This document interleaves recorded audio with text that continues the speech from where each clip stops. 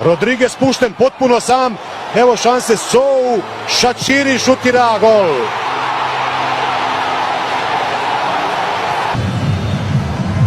Da vidimo sada. Jako lijepo izigran ovdje po lijevoj strani švicarskog napada. Rodriguez. So ima loptu. So za Šačirija.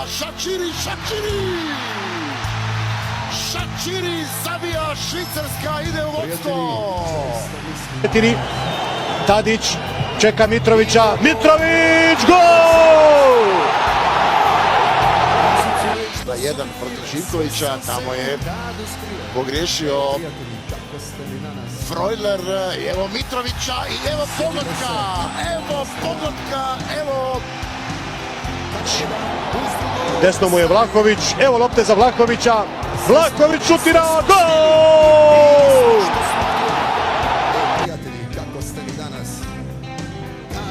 Šver prema Sovu, Šačiri griješi, Šačiri poklo lopta za Tadića, Tadić prema Vlahoviću, Freuler, Vlahović!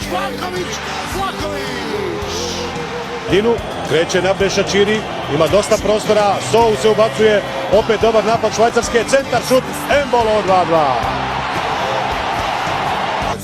U sredinu, Šačiri i dalje, Šačiri za Soa, So ima Vitbera, slobodnog Vitber u sredinu, Embolo zabija! Postigao prvi gol, a bio je pokretač akcije za drugi gol, Embolo, spetljao se Pavlović, Šačiri, nezgodna lopta, dupli pas, vodi Švajcarska. Do lopte, Bolo i dalje s njom. Šačirija poziva. Šačiri, Vargas u kretanju, Vargas krasno petom, Freuler! Kakva akcija Švicaraca, kakav novi sjajan pogodak, evo novog preokreta na ovoj fantastičnoj utakmici.